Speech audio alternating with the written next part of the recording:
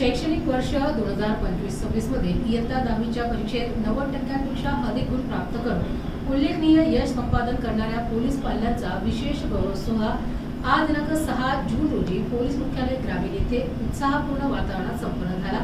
हा गौरव सोहळा ग्रामीण पोलीस अधीक्षक प्रकाश जाधव यांच्या अध्यक्षतेखाली तसेच अपर पोलीस अधीक्षक प्रशांत स्वामी यांच्या प्रमुख उपस्थितीत पार पडला।